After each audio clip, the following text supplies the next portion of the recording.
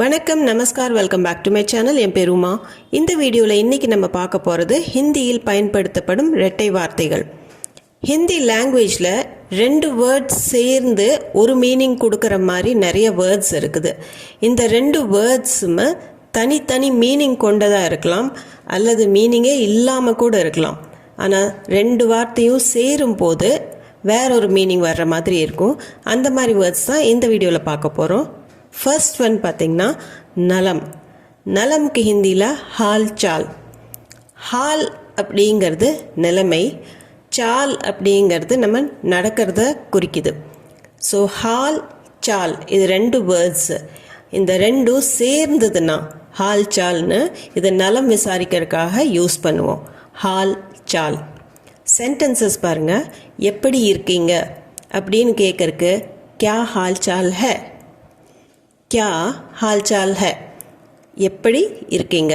கியானா என்ன, ஹால் சால் ஹே அப்படின்னா நம்ம நலம் விசாரிக்கிறோம் அப்படிங்கிறதுக்காக தான் இதை யூஸ் பண்ணியிருக்கிறோம். கியா ஹால் சால் ஹே அப்படின்னு. இதோட மீனிங் எக்ஸாக்டாக தமிழில் நம்ம டிரான்ஸ்லேட் பண்ண முடியாது. எப்படி இருக்கீங்க, எப்படி இருக்கிறீர்கள் அப்படிங்கிறதுக்கு கியா ஹால் சால் ஹே, கியா ஹால் சால் ஹே. நான் எப்படி இருக்கேன்னு அவன் கேட்டான். உஸ்னே மேரா ஹால் சால் பூச்சா. உஸ்னே அப்படின்னா அவன், மேரா என்னுடைய, ஹால் சால் நலம், பூச்சான்னா கேட்டான், அதாவது என்னை நலம் விசாரிச்சான் அப்படின்னு சொல்கிறதுக்காக உஸ்னே மேரா ஹால் சால் பூச்சா. இந்த இடத்துல ஹால் சால் அப்படிங்கிற வேர்டு ஆண்பால், அதனால் மேரா அப்படின்னு தான் வரும். உஸ்னே மேரா ஹால் சால் பூச்சா. அடுத்தது கரடு முரடு அப்படிங்கிறதுக்கு ஊபடு காபட் அப்படிங்கிற ஒரு வேர்டு இருக்குது. ஊபடு காபட் இந்த 2மே தனித்தனியாக எடுத்தோம்னா எந்த மீனிங்கும் கிடையாது 2 வேர்ட்ஸுக்குமே. ஆனால் ஊபடு காபட் அப்படின்னு சொல்லும்போது அது கரடு முரடு, மேடு பள்ளம் அல்லது குண்டுங்குழியுமாக இருக்கிறதுக்கு யூஸ் பண்ணுவோம். ஊபடு காபட் அப்படிங்கிறது. சாலை குண்டுங்குழியுமாக இருக்கிறது அப்படின்னு சொல்கிறதுக்கு சடக் ஊபடு காபட் ஹே. சடக் அப்படின்னா சாலை, ரோடு. ஊபடு காபட் அப்படின்னா குண்டுங்குழியுமாக இருக்குது, கரடமுடாக இருக்குது அப்படின்னு சொல்கிறதுக்கு ஊபடு காபட். சடக் ஊபடு காபட் ஹே, சாலை குண்டுங்குழியுமாக இருக்கிறது, சடக் ஊபடு காபட் ஹே. கரடு முரடான சாலையில் நடப்பது கடினம். ஊபடு காபட் ரஸ்தே பர் சல்னா முஷ்கில் ஹே. ஊபடு காபட் ராஸ்தா அப்படின்னா கரடு முரடான சாலை, மேடும் பள்ளமாக இருக்கிற ஒரு ரோடை ஊபடு காபட் ராஸ்தான்னு சொல்லுவாங்க. ராஸ்தே பர் சாலையில், சல்னானா நடக்கிறது, முஷ்கில் ஹே கடினம், சல்னா முஷ்கில் ஹே அப்படின்னா நடப்பது கடினம். ஊபடு காபட் ராஸ்தே பர் சல்னா முஷ்கில் ஹே. அடுத்தது அக்கம் பக்கம் அப்படிங்கிறதுக்கு அடோஸ் படோஸ் அப்படிங்கிற வேர்டு இருக்குது. அதே சமயம் ஆஸ்பாஸ் அப்படிங்கிற வேர்டும் இருக்குது.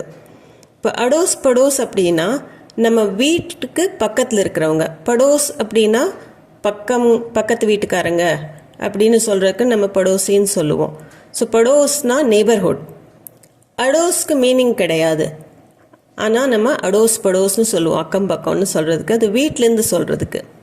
இதே ஆஸ்பாஸ் அப்படிங்கிறது கிட்ட, அக்கம் பக்கம், அதாவது நம்ம அதை எங்கே வேணாலும் எந்த இடத்துல இருந்தாலும் அதை நம்ம யூஸ் பண்ணிக்கலாம். ஆஸ்பாஸ். இதுக்கு சென்டென்ஸ் பாருங்கள். அக்கம் பக்கம் ஏதாவது கடை இருக்கிறதா. ஆஸ்பாஸ் கோய் துகான் ஹே.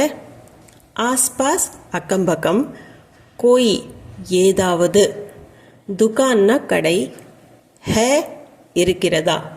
ஆஸ்பாஸ் கோய் துகான் ஹே. இது நம்ம எங்கே இருந்தாலும் இதை கேட்கலாம், வீட்லேயே இருக்கணுங்கிற அவசியம் கிடையாது. ஸோ அக்கம் பக்கம் ஏதாவது கடை இருக்கிறதா, ஒரு இடத்துல நின்றுட்டு நம்ம கேட்குறோம். ஆஸ்பாஸ் கோய் துகான் ஹே. ஆஸ்பாஸ் கோய் துகான் ஹே. அக்கம் பக்கத்தில் இருக்கிறவங்க நல்லவங்க. அடோஸ் படோஸ்கே லோக் அச்சே ஹே. இந்த இடத்துல ஆஸ்பாஸ்னு சொல்லாமல் நான் அடோஸ் படோஸ்னு சொல்லியிருக்கிறேன். ஏன்னா வீட்டில் இருக்கிற பக்கத்தில் இருக்கிறவங்க, வீட்டுக்கு பக்கத்தில் இருக்கிறவங்கள பற்றி நான் சொல்லிட்டு இருக்கிறேன். படோஸ் அப்படின்னா நெய்பர்ஹுட், அடோஸ் படோஸ் அக்கம் பக்கத்தில் இருக்கிறவங்க. லோக்னா மக்கள். அடோஸ் படோஸ்கே லோக் அக்கம் பக்கத்தில் இருக்கிறவங்க அப்படின்னு சொல்கிறதுக்கு அடோஸ் படோஸ்கே லோக் अच्छे हैं நல்லவங்க, அடோஸ் படோஸ் கே லோக் अच्छे हैं, இது பன்மையாக இருக்கிறதுனால अच्छे हैं அப்படின்னு வரும். அடுத்தது வாழ்க்கை முறை. இதுக்கு வேர்டு வந்து ரெஹன் செஹன். ரெஹன் அப்படிங்கிறது ரெஹனா வசிக்கிறது, இருக்கிறது, இதுக்கெல்லாம் நம்ம ரெஹனாங்கிற வேர்டு யூஸ் பண்ணுறோம். செஹன் அப்படிங்கிறது செஹனாங்கிற மீனிங் வந்து நம்ம டாலரேட் பண்ணிக்கிறது, சகிச்சுக்கிறதுக்கு செஹனான்னு சொல்லுவோம். ரெண்டையும் தனித்தனியாக சொன்னால் வெவ்வேறு மீனிங் வரும். இருந்தாலும் ரெஹன் செஹன் அப்படின்னா வாழ்க்கை முறை அப்படிங்கிற அர்த்தத்தில் தான் வரும். இப்போ அவனது வாழ்க்கை முறை எளிமையானது அப்படின்னு சொல்கிறதுக்கு உஸ்கா ரெஹன் செஹன் சாதா ஹே. உஸ்கா அவனது, அவனுடைய. ரெஹன் செஹன் அப்படின்னா இந்த இடத்துல வாழ்க்கை முறை. நம்ம ரெண்டும் சேர்த்து சொல்லும்போது அதோட மீனிங் வே ஆஃப் லிவிங் அப்படிங்கிற அர்த்தத்தில் மாறிடும். வாழ்க்கை முறை. சாதா ஹே எளிமையானது, ரொம்ப சிம்பிளானது அப்படின்னு சொல்கிறதுக்கு உஸ்கா ரெஹன் செஹன் சாதா ஹே. இந்த இடத்துல ரெஹன் செஹன்கிறது ஆண்பால் வார்த்தை, அதனால உஸ்கா அப்படின்னு தான் வரும். உஸ்கா ரெஹன் செஹன் சாதா ஹே. உஸ்கா ரெஹன் செஹன் சாதா ஹே. அடுத்தது நம்ம வாழ்க்கை முறை மாறிவிட்டது. ஹமாரா ரெஹன் செஹன் பதல் கயா ஹே. ஹமாரா நம்மளுடைய, ரெஹன் செஹன் வாழ்க்கை முறை. பதல்னானா மாறுறது, பதல் கயா ஹே மாறிவிட்டது. ஹமாரா ரெஹன் செஹன் பதல் கயா ஹே, நம்ம வாழ்க்கை முறை மாறிவிட்டது. ஹமாரா ரெஹன் செஹன் பதல் கயா ஹே. ரெஹன் செஹன் நான் ஏற்கனவே சொன்ன மாதிரி ஆண்பால் வார்த்தை, அதனால் ஹமாரா அப்படின்னு தான் வரும். ஹமாரா ரெஹன் செஹன் பதல் கயா ஹேன்னு வரும். அடுத்தது வாழ்வாதாரம். நம்ம பிரெட் அண்ட் பட்டர்னு இங்கிலீஷில் சொல்லுவோம், அதுக்கு ஹிந்தியில் ரோசி ரோட்டி. இந்த ரெண்டு வேர்ட்ஸையும் நம்ம தனித்தனியாக எடுத்துட்டோம்னா, ரோஸ் அப்படின்னா டெய்லிங்கிற அர்த்தம், ரோசி அப்படின்னா ஏர்னிங்கிற அர்த்தம் வரும். ரோட்டி அப்படின்னா இந்த இடத்துல சப்பாத்திங்கிற மீனிங்கில் வராது. இந்த இடத்துல ரோட்டிங்கிறது நம்ம சாப்பிட்ற உணவு. ரோசி ரோட்டி அப்படிங்கும்போது வாழ்வாதாரம்னு மாறிடும். தனித்தனியாக நம்ம மீனிங் எடுக்க முடியாது. இந்த இடத்துல ரோசி ரோட்டினா வாழ்வாதாரம். இப்போ விவசாயம் அவனது வாழ்வாதாரம் அப்படின்னு சொல்கிறதுக்கு கேத்தி உஸ்கி ரோசி ரோட்டி ஹே. கேத் அப்படின்னா பூமி, ஃபீல்டு, எங்கே அவங்க விவசாயம் பண்ணுறாங்களோ அந்த விவசாய பூமியை கேத்துன்னு சொல்லுவாங்க. கேத்தி விவசாயம், உஸ்கி அவனது, ரோசி ரோட்டி வாழ்வாதாரம். खेती उसकी रोजी रोटी है. खेती பெண்பால் வார்த்தை தான், ரோசி ரோட்டியும் பெண்பால் வார்த்தை தான். ரோசி ரோட்டி பெண்பால் வார்த்தை இருக்கிறதுனால உஸ்கி ரோசி ரோட்டின்னு தான் வரும். खेती उसकी रोजी रोटी है. அடுத்தது அவன் வாழ்வாதாரத்துக்காக டாக்ஸி ஓட்டுகிறான். वो रोजी रोटी के लिए टैक्सी चलाता है.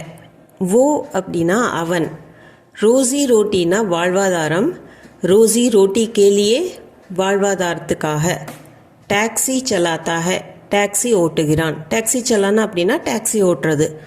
அவன் வாழ்வாதாரத்துக்காக டாக்ஸி ஓட்டுகிறான் அப்படின்னு சொல்கிறதுக்கு वो रोजी रोटी के लिए टैक्सी चलाता है.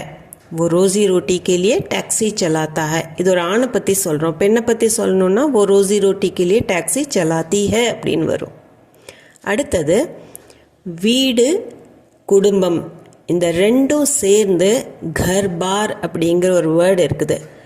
घर அப்படின்னா வீடு, பார் அப்படின்னா அந்த முறை அப்படிங்கிற அர்த்தம். அதாவது எவ்வளோ டைம்ஸ் அப்படின்னு சொல்கிறதுக்கு தான் தனியாக சொல்லணும்னா. ஆனால் घर பார்னா வீடு, குடும்பம், அந்த ரெண்டும் சேர்ந்து घर बार அல்லது घर परिवार. இதுக்கு சென்டென்ஸ் உங்கள் குடும்பம் எங்கே உள்ளது அப்படின்னு கேட்கறக்கு ஆப்கா घर बार கஹான் ஹே. ஆப்கா உங்களுடைய, घर बार அப்படின்னா உங்கள் குடும்பம், வீடு எங்கே இருக்குது, அது எல்லாம் சேர்ந்து தான், வீடு குடும்பம் சேர்ந்து தான் घर बार அப்படின்னு நம்ம சொல்கிறது. घर परिवार அப்படின்னாலும் அதே அர்த்தம்தான். வீடு குடும்பத்துக்கு பரிவார்னு சொல்லுவாங்க. ஆனால் घर बारங்கிற வேர்டை தான் நம்ம இங்கே கான்சென்ட்ரேட் பண்ண போகிறோம். ஆப்கா घर बार கஹான் ஹே, உங்கள் குடும்பம் எங்கே உள்ளது, வீடு குடும்பம் எல்லாம் எங்கே இருக்குது அப்படின்னு கேட்கறக்கு ஆப்கா घर बार கஹான் ஹே. அவன் தனது வீட்டை விட்டு வெளியேறினான். உஸ்னே அப்னா घर बार छोड़ दिया. உஸ்னே அவன் அப்னா தனது घर बार வீடு குடும்பம் छोड़ दियाனா விட்டுட்டான்.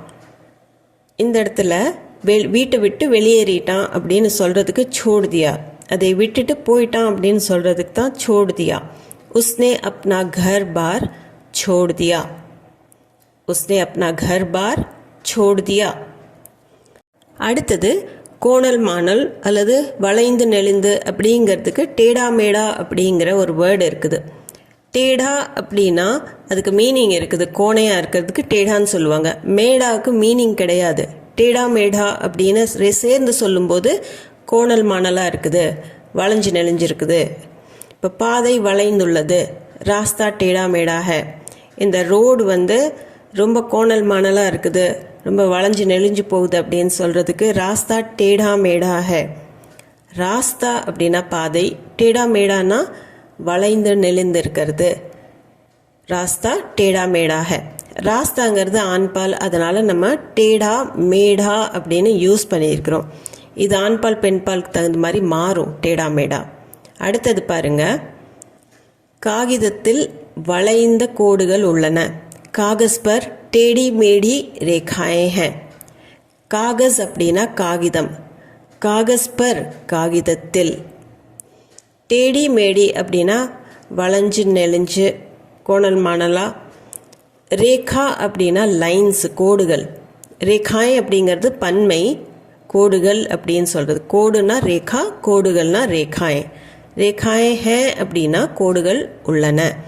காகஸ் பர் காகிதத்தில் டேடி மேடி ரேகாய் ஹே, வளைந்த கோடுகள் உள்ளன அப்படிங்கிறதுக்கு டேடி மேடி ரேகாய் ஹே. ரேகாங்கிறது பெண்பால் வார்த்தை, அதனால் டேடா மேடாங்கிறது டேடி மேடின்னு மாறிடும். காகஸ் பர் टेढ़ी मेढ़ी रेखाएं हैं. कागज़ पर टेढ़ी मेढ़ी रेखाएं हैं. இப்போ நம்ம இந்த வீடியோவில் பார்த்ததை கம்ப்ளீட்டாக சம்மரைஸ் பண்ணணும் அப்படின்னா, நலம் அப்படிங்கிறதுக்கு நம்ம ஹால்சால்ங்கிற வேர்ட் யூஸ் பண்ணோம். கரடு முரடு அப்படிங்கிறதுக்கு ஊபடு காபடு. அக்கம் பக்கம்க்கு அடோஸ் படோஸ் அல்லது ஆஸ்பாஸ்னு யூஸ் பண்ணோம். வாழ்க்கை முறை ரெஹன் செஹன். வாழ்வாதாரம் ரோசி ரோட்டி. வீடு குடும்பம் घर बार. கோணல் மாணல் டேடா மேடா. ஸோ இந்த வீடியோவில் அவ்வளவுதாங்க. நிறைய வேர்ட்ஸ் இருந்தாலும் ஒரு வீடியோவில் கொஞ்சம் தான் கவர் பண்ண முடியுது. உங்களுக்கு இந்த மாதிரி வேர்ட்ஸ் ஏதாவது தெரிஞ்சதுன்னா கமெண்ட் செக்ஷனில் சொல்லுங்கள். அது போக வீடியோ சம்மந்தமாக ஏதாவது டவுட்ஸ், கொஷன்ஸ் எதுவாக இருந்தாலும் கமெண்ட் செக்ஷனில் கமெண்ட் பண்ணி கேளுங்க. நான் அதை சால்வ் பண்ணுறதுக்கு ட்ரை பண்ணுறேன். நம்ம சேனலுக்கு நீங்கள் புதுசாக இருந்தீங்கன்னா சேனலை மறக்காமல் சப்ஸ்கிரைப் பண்ணிக்கோங்க. இந்த வீடியோ பிடிச்சிருந்தா லைக் பண்ணிவிட்டு ஹைப்பும் கொடுத்துட்டு உங்கள் ஃபேமிலி அண்ட் ஃப்ரெண்ட்ஸ் சர்க்கிளில் யாராச்சுக்கு ஹிந்தி தேவைப்பட்டதுன்னா வீடியோ ஷேர் பண்ணிக்கோங்க. நான் உங்களை மீண்டும் ஒரு வீடியோவில் சந்திக்கிறேன். தேங்க்யூ ஃபார் வாட்சிங்.